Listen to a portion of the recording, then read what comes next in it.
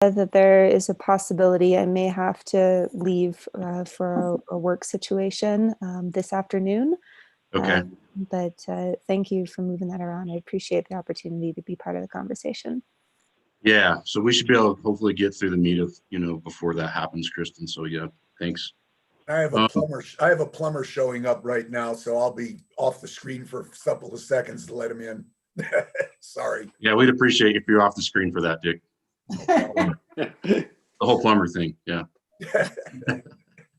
Okay, we don't have a request for member comments. Minutes of previous meetings, did everybody look at them? Is there any changes? If not, can we get a motion to accept the minutes? So moved. I have a motion by Dick. Second. Second by Kristen. Any further discussion? All those in favor? Aye. Okay, motion carries. Attorney's report, Bryson. Yeah, nothing additional to report. I assume you have Levi's monthly report, so I'm happy to answer any questions you may have. Anybody have any questions for Bryson? Okay, seeing none, we'll move on. Manager's report, Mark. Well, this has been a very interesting and busy 30 days since our last board meeting. Shortly after our last board meeting, we received notice of our first positive COVID test that required us to shut the office down, to do a deep cleaning of the office.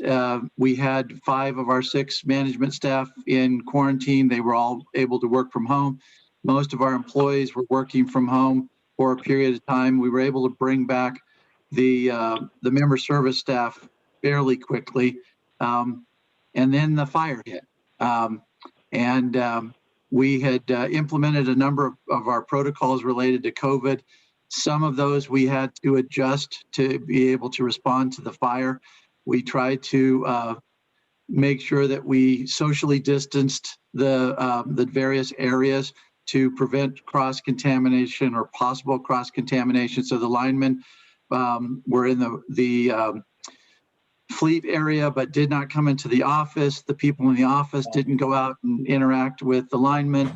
We had some of Scott's people out in the field doing work, but they socially distanced. So I am happy to say we didn't have any additional positive tests as a result of that. And we came through it pretty well on the COVID side. The fire was a challenge. I think that the staff, and as Jeff said, with the assistance of the mutual aid, that they did a Herculean task.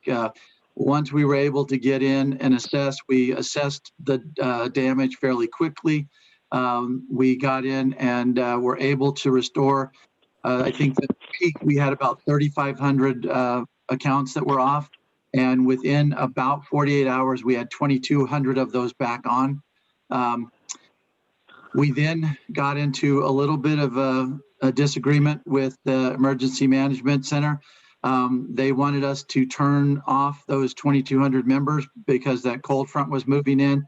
We had a number of conversations with them back and forth, and I told them that we were not going to do it because we believed that it was in the best interest of our members not to, because all of those members that had electricity also had heat. And if we turned off the electricity, they most likely would have lost heat. And with the cold front moving in, that was not going to be a good thing. We got a tremendous response from our members related to that. We have seen an outpouring of thanks from our membership on the hard work of our employees that were out there, that were getting power back on. And I think everybody was fairly pleased with the way things worked. We do have some that, it took a little bit longer for us to get them on. Currently, we're under 200, and we believe most of those 200 are people whose houses were either destroyed or damaged to the point where we can't restore power at this time. We're still working to identify ways to get them back on, but that's an ongoing process. I had sent out an email last week related to some tree clearing as a result of danger trees and dead trees that were potential to fall into our lines, some that had fallen into our right of way, and we needed to clear those in order to get the service restored as quickly as we did. I will leave it at that, and I think if the board has questions, we can go into much more detail, but I think we should do it in an executive session because there are some fairly sensitive nature of the discussion that I think it's better done in executive session. We are continuing to work on our community solar project. The landowner sent us a revised lease. Levi went through, marked it up. We met on that. We have sent it back to them, and we are trying to schedule a meeting with their attorney to go through the changes because they added quite a bit to the lease. Some of the things we don't really understand as to why they added. One of the issues is that they want to basically be able to oversee our construction, to include the specifications and plans and stuff, and that's not something that we can do. So we don't understand why, and it may just be a misunderstanding between them and us on what we're going to do. So we hope to figure that out next week and maybe get a lease moving forward so that we can start the process with the county to get the special use permit. I'll pause there for a minute to see if anybody has any questions on those first three items. Seeing none, we will trudge forward. We have had some real challenges filling the safety officer position. We had gone quite a ways down the road with a candidate. We had scheduled an in-person visit, and I think 3 days before they were supposed to fly, his brother-in-law passed away unexpectedly, and so they weren't able to come. He said that he would let us know. We've had some contact with him, but no commitment on anything. And I think that it's likely that he won't move forward. In the interim, we have talked with 2 additional candidates. One of them will be in our office on November the 20th. He looks really good. Everybody that has talked with him at this point is very impressed. And so we're keeping our fingers crossed that one, he is able to show up, and 2, that everything goes well, and that we can have a safety officer in place within the next several weeks. One of the things that we talk with all of them about is the high cost of housing. He's been doing a considerable amount of legwork with real estate agents and other things to see what the price of housing is and talk about different things. So I think that it won't come as a surprise. And should he come and see our facilities, our staff, and get a chance to meet us, I think that we'll be able to move forward with him. So that is really good news because we have been working on this for quite some time. We have, with the board's approval, we've set up an employee assistance fund. We are working with Mountain Family Center to oversee this fund and direct the funds. One of the reasons why we are doing this is if we, Mountain Parks, or one of our subsidiaries, even the charitable trust or education fund, was to disperse the money to our employees, it becomes taxable to the employee. We did not want to do that. We worked with our CPAs and Stacy and some of her staff did a lot of research, and we found that if we do this through the Mountain Family Center and they dispense the money directly to whoever the employee needs the assistance. So for instance, a deposit or rental assistance, anything like that it is not taxable to the employee. And we did not want to pile taxes on top of the other issues that the employees are dealing with. We have received 1 application from an employee whose house was destroyed. We expect to get at least 3 more, 1 from an employee whose house was destroyed, and 2 employees where their house was damaged and it's uninhabitable right now until one needs to have an engineer come in and ensure that it's structurally sound, and the other has some significant cleanup that needs to happen inside the house. So both employees are continuing to live in temporary housing for now. Last month, we talked a little bit about some issues within the warehouse. We are currently recruiting for an inventory control and warehouse supervisor position. We will be doing some restructuring of the warehouse and reporting structures.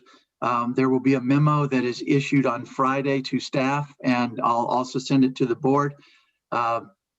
We believe that we have a plan in place that will address the issues that have been ongoing now for numerous years that go beyond myself and Tom and even back into the Joe Pandy era, where we've had continuing problems within the warehouse. We think that we can get it on solid footing.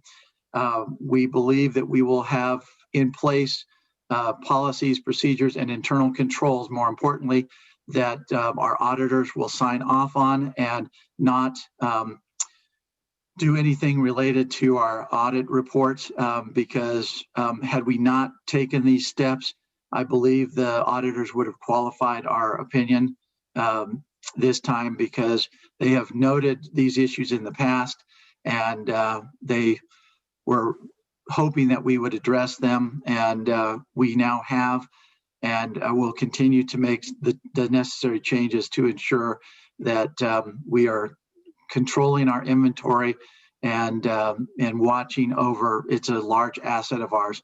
So with that, I will stop again to see if anybody has any questions on those three items. Liz? Go ahead. Go ahead, Liz. I'm unmuting. Just a thought on the employee, our employees who've been really devastated by the fire.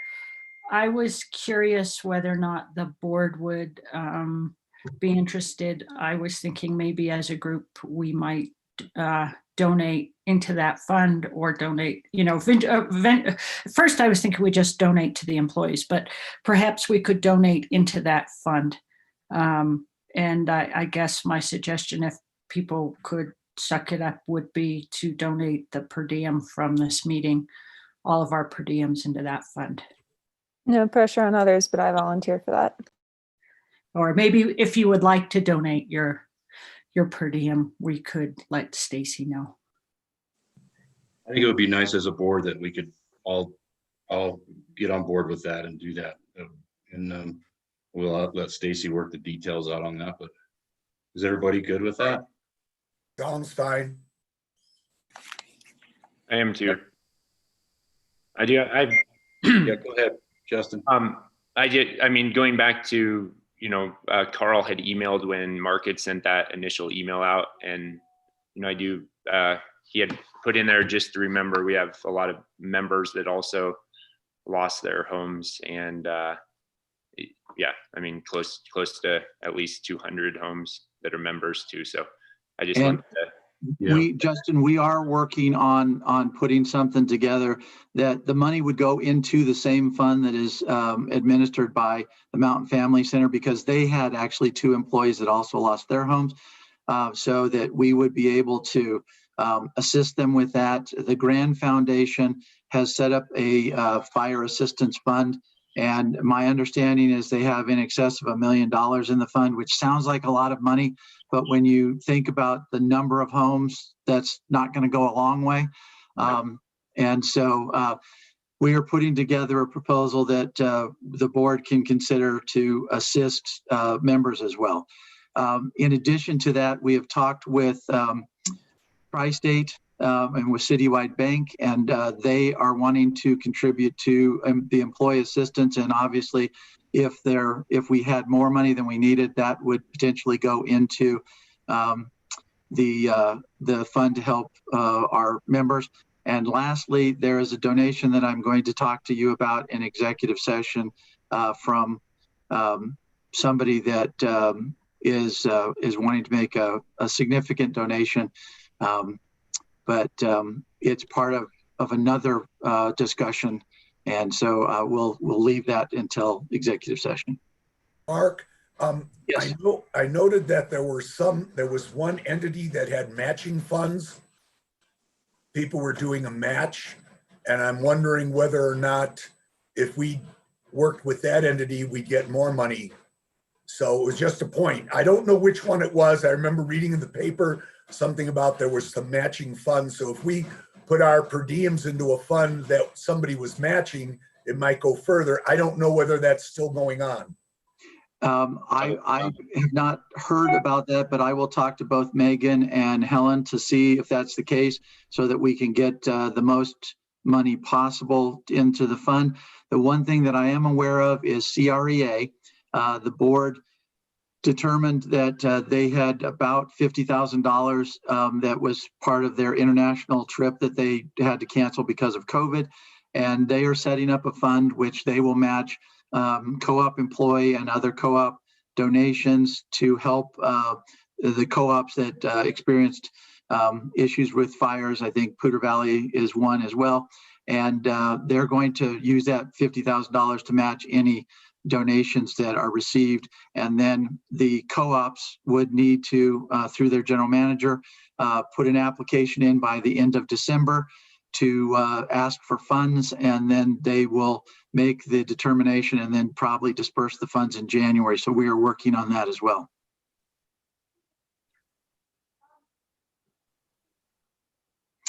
That sounds like a good one to match hopefully ours for the employees too. So any other questions? I've got two more items and then we will be done with my report unless there are other questions. I had one. You mentioned that the auditors had mentioned the scenario with the warehouse. This is the first time in my tenure on the board I've heard that the auditors discussed that with someone, because it was never in any of their letters or any of our discussions. That concerns me, that if they've been bringing this up for a number of times, that the board was not informed, either by management or by the auditors themselves when we ask if there's anything significant. There's the way you mentioned it, Mark, it appears they thought it was a problem.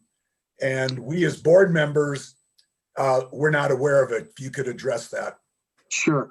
I think that for the most part in prior times, because this was brought up prior to me being here, I'm not making excuses, I'm just saying it.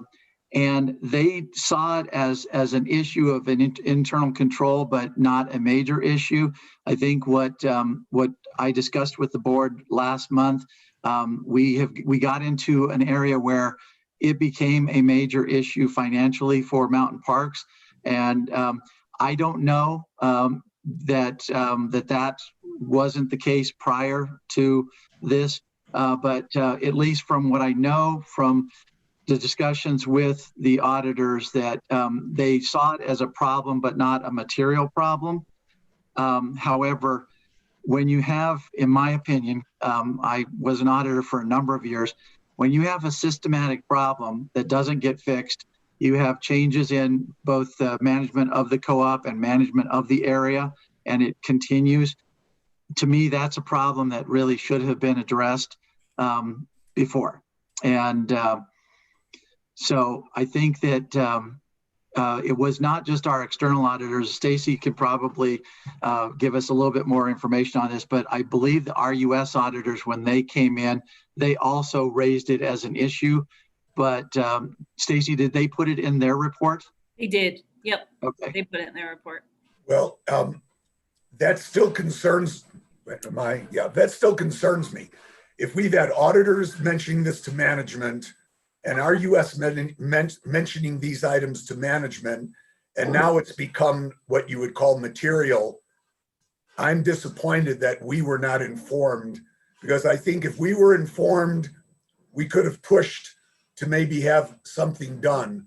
So I would like to recommend in the future, when these items come up, that, and whether you do it in the board meeting or with the auditor or not, that's something else. But I am going to, and I want to get in touch with the auditor and find out exactly what happened. I feel that they let us down if all of a sudden this is becoming something that has been ongoing and board not being aware of it, I'd like to place a call to the auditor and speak with them if the board doesn't mind me doing that. That concerns me that all of a sudden it's material, but it wasn't before. And I'm not questioning you guys. It's just that when something like that happens, I think we should know about it. So that's my take on it. Well, Dick, and I agree with you, Dick, and I can't speak to what my predecessors did, but as I've told Jeff several times, I don't like to leave problems. I like to try and fix problems. I And appreciate that. when this came up, you know, we were looking at it and we were seeing adjustments, which companies will have adjustments to inventory, but they started to get to be rather large adjustments, and that was extremely concerning to me. And we worked through a number of meetings to try and address, and we weren't able to. And so that's why we took the steps that I discussed with the board last month in order to try and get this back on track. I appreciate that. Hey, Dick, I'd like to say too, if, you know, I mean, we can definitely schedule a call with the auditor as a board, and that might be a better way to That's fine. Yeah, take that on. everybody could hear that then. I appreciate that. I Yeah, just didn't know if that way we can you all wanted to do that. Yeah, so maybe just something to think about, Mark, if that, I don't know how the logistics of that, but we could, you know, we could do a board call or something for that, if or get them on, or even get them on maybe next board meeting. Or That would probably work the next board meeting. If this is not something that's urgent, it just concerns me that all of a sudden, you know, people have known about this and we haven't. And I appreciate Mark bringing it to the forefront, and Stacy, that it can be addressed. Just a quick note, maybe because in the past it hasn't been material. I know that some co-ops have a fairly active audit committee with their board members on it, and that allows the board to sort of be aware of what's going on with the audit as it's happening. And I wonder if in the future, maybe we should consider this. And if we had someone, if we'd been doing it as a few board members working with the auditor, understanding, you know, where there are any issues that aren't necessarily material, but small issues, that if we would have seen this as a board sooner. So just food for thought on an audit committee. I mean, our policy says we have one, but we can have one, but we don't really, we leave it mostly to staff.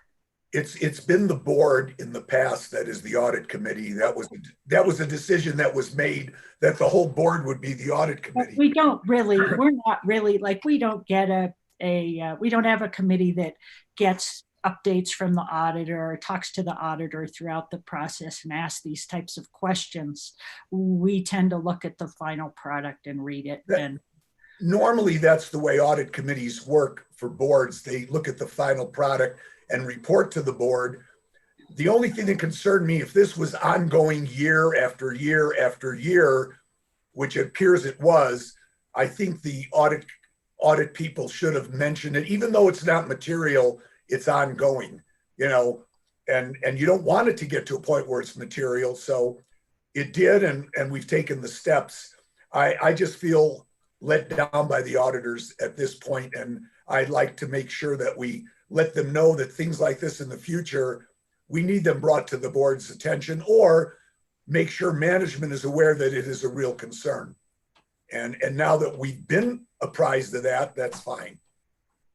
Well, what we will do at Jeff's suggestion and Dick's suggestion is we will schedule a call at the next board meeting, probably do it in an executive session so you guys can ask a lot of questions of the auditors, and they can, we will most likely need to have, we just went through a change of partner, so we'll probably have to have the prior partner on that call to make sure that they're able to address the issues. Stacy, did you have something? Yeah, as a former auditor, Mark, I'll just weigh in on my thoughts. I never like to bring up big issues to auditors that could be a concern where they look into more. We're trying to be proactive and address an issue that we saw pop up this year, which is what Mark had done. In the past, after the audit is completed, I've usually had myself and the general manager, any other relevant staff, and Scott, I can't remember if you were in last year or not, but the auditors give us a recap of what they see, some of what will be on the audit report and some of what is immaterial, but they reviewed and looked at. And it's usually a 2 or 3 hour meeting with many items that came across their desk, such as, hey, I saw this $50 item. What was that? Is that happening a lot? Is that, or the inventory process seems to be. So this is where that came up in that after audit discussion. But it wasn't written up anywhere. It's probably in their audit notes. Do we want to go ask them, hey, we had material issues with audit adjustments this year. What do you think? I'll leave that up to you with the audit questions. If we want to ask them to come in and revisit that after the audit review and notes, that might be a good place to start and just listen to what they have to say. That'd be my recommendation. And then maybe it's prudent here forward to get a couple of the board members involved with that, because it's a really good discussion that third day when the auditors are here, and usually there's 3 of them and we're going back and forth. This is what I saw. This is what, and sometimes they leave and it's just a general manager or just the manager of operation or whoever was in charge of, a certain department, that there could be issues, again, not material, because if they were material, they'd be brought up in the audit. I think Dick should definitely attend that. And Well, he's out of Liz, the room. Liz, you said it when he walked away from his chair, so he didn't hear you. But I it'll know. be in the minutes. Well, let's give some more thought to that, how we proceed, whether we just get those notes or what we do. I like the suggestion of having more board members involved. It certainly wasn't just a $50 note.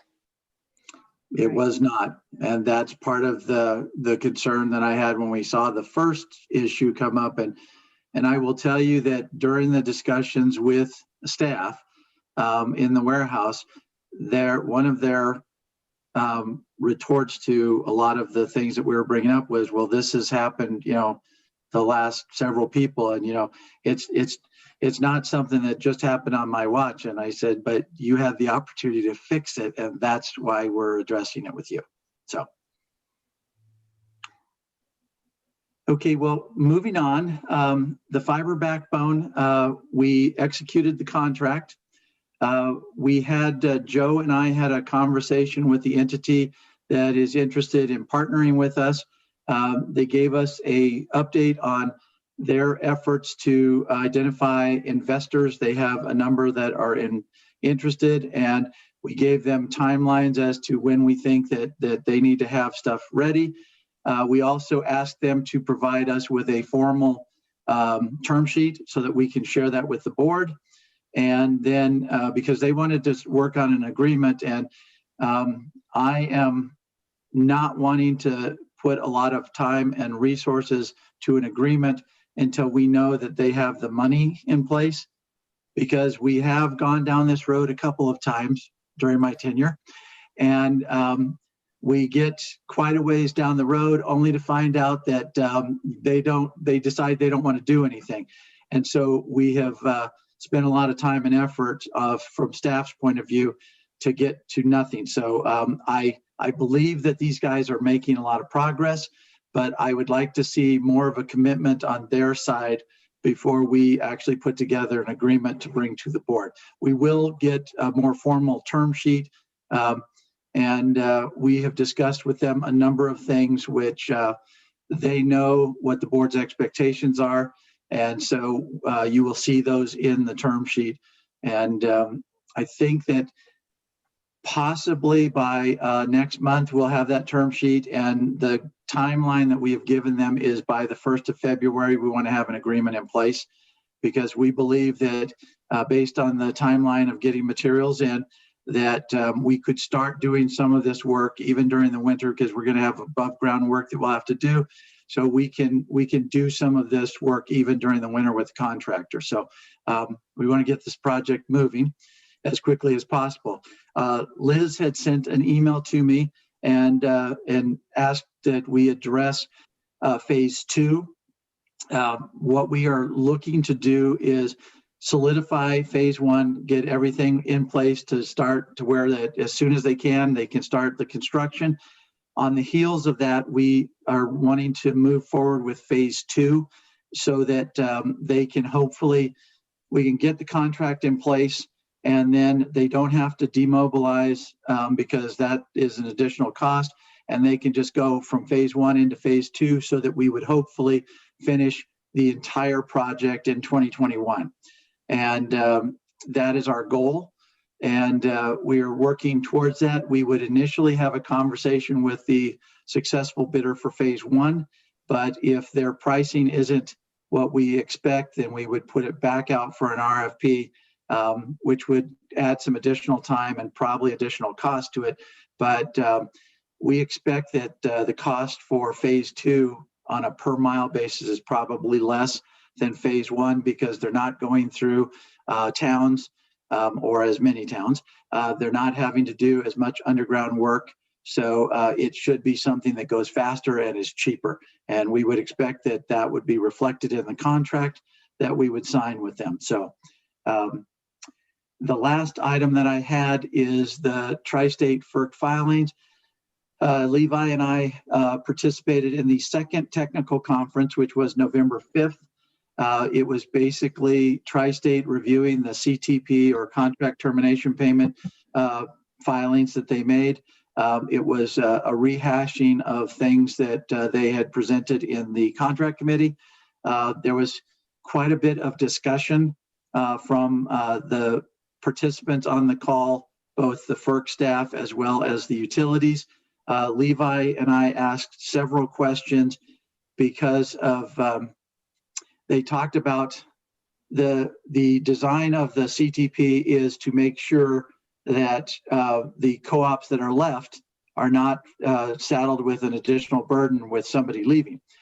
However, as we were going through and listening to them, there was not any kind of commitment on their part, and part of it is that the tri-state board has not resolved some of the issues, that the money that they would receive, and this I think has been brought up by Liz and others in the past, how they handle those payments that they've received from DMEA and KC is important to ensure that the people that are left don't in fact be put in a position that they pay more over the remaining 30 years.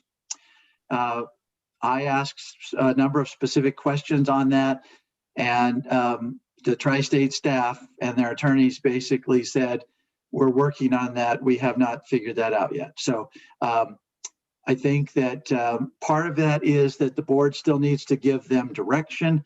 But the way that they explained is any money that was received would go into the tri-state general cash fund. The offset would be deferred revenue, and that they would utilize that to lower future costs. And when questioned by me as to how they would do that, they didn't actually have a plan. So I said, I think that they need to develop a plan so that, it can be reviewed and make sure that everybody is comfortable. Otherwise, what they do with that money will not offset any future burden on utilities that are remaining. So with that concludes my report, and I would be happy to answer any other questions that the board may have. Mark? Yes. It appears to me tri-state, when they want to accomplish something, it's always an emergency. But when we have some concerns, they're always working on it. And I'm starting to get very concerned, not only about their approach to our co-ops, all the different co-ops, but their general approach to how they run their business.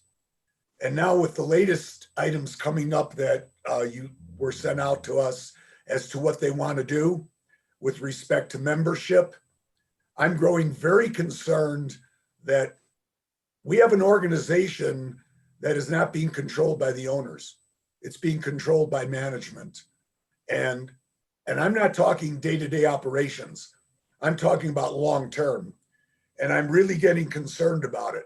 You know, in the past, that was the way we did it, and we started moving away from that. But now, I don't know how to approach it other than, and they have this special meeting coming up. I'm just really concerned that what they're looking at doing is taking control away from the co-ops. They don't address any of our concerns. And I don't know whether you have any suggestions on how we can get their attention. Well, I think that the board works through Carl, and he can bring up issues to them. One co-op doesn't necessarily move the needle for them, but at least we get it on the record. I think one of the other things that the board has approved that we are working on is investigating other power supply options. And that, I think, is one way that we potentially do this. If you listen to, and Jeff probably remembers this from our contract committee, their proposal on the CTP, if you are the first person to buy out, you get one number. If you are the second person, it's a different number. So everybody that ends up getting a number will be different. And that's not because of the size of the co-op or their load or demand. It's on a per megawatt basis, it ends up being different. And that is one of our concerns, which we have shared with them in the contract committee and post-contract committee. I think that is one of the concerns that FERC staff has in listening to them, is that they want a methodology that comes up with a similar number, regardless whether you're the first, the 10th, or the 42nd. Tri-state staff at this point has suggested that they are not in a position to do that. And so I think that they may, FERC may require them to find out a way to do that because it has to be non-discriminatory. And that's one of the challenges for them, is that if you're the first person or the second person, you can argue that it's discriminatory based on the fact that you didn't pay the same as the person before or after you. So did they go into that example that I think it was Northwest Nebraska, or someone asked, you know, please do the calculation for, we have 3 co-ops, please calculate their exit. If this co-op goes first, if this co-op goes second, if this co-op goes third, and then all the, you know, I'm guessing they asked how those calculations came out and found it. If you, depending on whether you're the first or third co-op, your number is different, even though you're exactly the same co-op. Like if Mountain Parks were first, and then La Plata went, and then whoever went, we would get a different number if we were first in that line, or if we were third in that line, which really makes no sense. We're the same co-op with the same impact on the system. Do you mean it'd be a lower cost if you were earlier in line? Lower. No, they just asked them. They asked them to do that calculation based on the current contract termination payment methodology. And I'm not sure what the answer is, but my hunch is that it's a different number, which points to the problem of the methodology. It should be this number. What they did a hypothetical example, so I don't think that it was based on you know, picking a co-op from Nebraska, a co-op from Colorado, a co-op from Wyoming. They did a hypothetical, and the numbers were, I will say, simplistic to where that I don't think that there was a lot of effort put into determining what those numbers are. To Kristen's question, the answer is it can be higher or lower every time somebody buys out. The first person could get the best deal. The second person could get a better deal or a worse deal. it just depends because from their perspective, they are looking at this as, what is the impact of the first person leaving on everybody else? And that determines the number. And then not taking into account the first person that left, the second person when they leave, what is the impact? And so that's why you potentially have a situation where the numbers can fluctuate. They have been, I think, for the first two, because they were negotiated settlements, fairly consistent. But if this methodology is in place, I think it's highly unlikely that they will be consistent moving forward. Mark, how do we get their attention that we're unhappy with this? I mean, I'm not talking about ask them nicely. Right now they're looking at adding non-co-op entities, which bothers me in itself. How do you get someone like this attention? You've been in the business for a while. I do finance work. Usually what I do at an annual meeting is I'd raise the question, saying, what the hell are you guys doing? Why are you doing it? Why can't you come up with a simple formula? I mean, this is not rocket science. And the point being is, I just get the feeling they don't care and they don't want to do it because they don't have to do it. And if you have an entity like that and you're a board, it would be the same thing. How could I get your attention if as a board member, if I'm unhappy with the way you're organizing mountain parks? And that's what I'm looking at as a member. How do you get someone's attention that's just going off into the wild blue, doing whatever the hell they want because they've been allowed to? And I don't know the answer to that other than at a meeting to just raise holy hell and embarrass them. I think that obviously that is one way. I think that one of the ways that we are addressing this is the number of co-ops that are intervening in the FERC case. The more co-ops that are there, they are raising questions that Tri-State has to answer because it's getting to be, it's nearing, something closer to a majority. And hopefully at the annual meeting, there will be a majority of the co-ops that raise specifically the questions that you're talking about, that they're uncomfortable with the direction that Tri-State is taking, and that they potentially say, no, we're not going to approve this direction. You need to come back to us with a better plan because this isn't it. And I think that's the only way that you're going to be able to do that. The last vote that the contract committee took was it was passed to move the proposal to the board for their review, but the vote was like 56-44%. So we were reaching close to a majority that were saying no. Now, I'm not saying all of those 44%, and Jeff can chime in if he'd like, were, we disagree with this. It was just like, we don't believe that we've had the time necessary to be comfortable with this, to actually put it to the board. But a majority of the members were, and so it went forward to the board. But I think that as this process continues to move forward, a larger number of members are starting to become uncomfortable with the process. And, I talked to other CEOs about this and to try and get their take on it. And I think that we will get there. Will we get there fast enough? That's the part I don't know. So I think at the membership meeting, somebody or a group of somebody's need to stand up and say, we need to put the brakes on this process because we don't agree with it. And then one other thing, I think, Dick, I understand your frustration and how do we get their attention, but I think we as a board have sort of tried to figure out, given the situation that we're in right now with Tri-State and given their situations, how do we navigate this to have the best outcome for Mountain Parks Electric?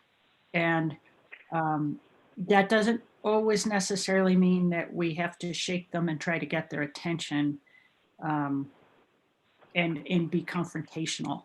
I think we've agreed we're going to try to, work through the process at FERC and do what Mark's saying with different co-ops when it's appropriate. But taking them on as one and trying to affect change, I don't, based on what's happened to other co-ops that have tried that, hasn't gone all that well.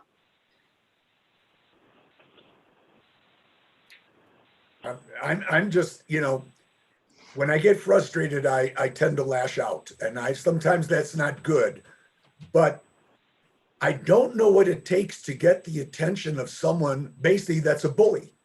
And that's what we're looking at. They tend to, and dealing with them over the last, 18 years, 17 years, they tend to do whatever they feel like doing. And that's what bothers me, is we never seem to get their attention. And I don't know whether the board is just very reticent about taking on the management because they chose the management. But, with this latest scenario that's coming up on the December 8th meeting, I just think that, and I don't know how we do that and how we can get enough other co-op boards together to say, hey, you know what? Until you start addressing our concerns, we're not going to allow you to do anything other than run your business the way it's being run, and there'll be no changes. And I don't know how you accomplish that. There are too many people, when you talk to them, they're on your side, but then all of a sudden you find out at the meetings, the vote doesn't go that way. Everybody talks with everybody. And I don't know the proper approach, other than maybe just a stick in the eye and just tell them, hey, guys, what you're doing is not in our best interest, period. They want to bring in a bunch of other entities. And to me, that means they want to take control with other private entities, and it's not going to work in our favor. And I don't know how you can stop that just by bringing it up, saying you're unhappy. I think if I understand the way Tri-State's meeting is going to go, if they have the number of board members, this proposal is going to pass. And over the next couple of years, I think people may have to go in a different direction. I'll leave it at that. I don't want to go into other details. You asked the question, Dick, how do you do this? I participated in a settlement process with the Regulatory Commission of Alaska, and there were 50 participants in the settlement process. You can imagine that it's really difficult to get anything done when you've got 50 people and they all have different interests in doing that. What we did is we worked to build a coalition of people that we could, everybody get enough of the people together to where that we could move something that was acceptable to that group, that maybe, some people, in fact, most of the people in the coalition had to hold their nose and accept some things that they didn't like in order to move it forward. But we were able to do that. We had one holdout when we got to the end, and they happened to be the staff of the commission, but we overcame them because everybody else agreed, and the supplier, it was a gas pipeline. They saw the writing on the wall that there were enough of us that wanted to get this done that we were able to do it. And I think that that's how you deal with something like this, especially with a board as large as Tri-State is, that you build a coalition and you get people to on board, whether they support something or not. They look at the issue and they see this is not in my best interest, regardless of how I would otherwise vote, to let this happen. So I'm willing to vote to slow it down. How do we get a hold of the entities that may be in our corner? How do we accomplish that? Is that up to Carl, or is that up to you as our manager talking to other managers? What's the best avenue with 3 weeks to go to try and at least get a modest group together with going the same direction? And I think that I have been having those conversations with the co-ops because many of the other interveners, we know what their position is, and we are having discussions. And so we, at least at the management level, know that, and they are normally willing to share what their board's perspective of it is. And so I think we can do that. We could potentially, if the board was interested, is kind of divide up the tri-state families and amongst the board members, and have board members contact other board members on these co-ops to just talk with them and share the concerns that we have and see if they share those concerns. And then we could at least, count noses to figure out whether or not we think we've got the critical mass to make change. Okay. All right. Dick, I'm going to nominate you to be the representative at the December 8th meeting. Well, just as long as you're ready for the repercussions if I open my mouth, because I don't like what I see. And I appreciate that, Kristen, but I just don't like what I see happening, especially with the latest proposals they have. And I like your plain talk. well, hopefully, they get the idea that people are upset. And I'm not just talking about buyouts. I'm talking about all the process that they're trying to shove down our throat with less than a month to go on new members and part members and things like that. I just get a feeling they're just muddying the water to get us to take our eye off the ball. And I don't want to do that. So we'll see what Kristen, happens. I think that was a motion by Kristen to nominate Dick for the Second. December 8th meeting. We have a second by Liz. Is there any further discussion? And I would say this, Dick, I mean, cooler heads prevail, and I know that, but and we definitely, everybody, would be wise to get, input from everybody on the board as to how they feel. And, as a board decision, this is coming up later on in our meeting, going over where we stand on this, so that whoever the representative is, I guess that's me, takes the board's, not my impression, takes the board's ideas forward to the December 8th meeting. Yeah, that works. And I want to have give Carl the opportunity to update us on Tri-State. And so maybe after that happens, we can have that discussion. And we'll. Is Carl on our that meeting next. right now? Yeah, He's He's here on by the phone.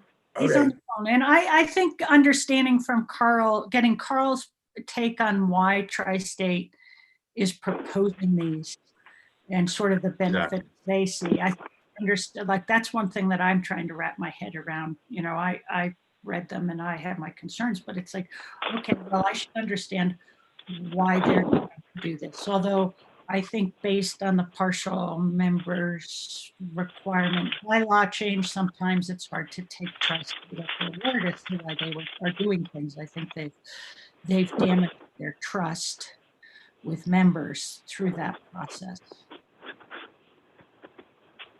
So Jeff, you have a motion and a second. Do you want to go ahead and vote? yeah. And then we can dispense with item H. Kind of forgot about that. Thank you. All those in favor of nominating Dick for the December 8th meeting? Looks like the motion carries. Thank you. What else you got, Mark? Anything there? I have nothing else unless there are any other questions for me about my report. Okay. So I will turn it back over to you, Jeff. All right. So I'd like to move into executive session next. And the purpose for that would be legal matters and personnel issues. If somebody could take us there, and Joe, I guess we'll need to cut the live stream. I will let you know when we're out of executive session so we can get back up and running on our live stream. I'm not sure when that'll be, of course, but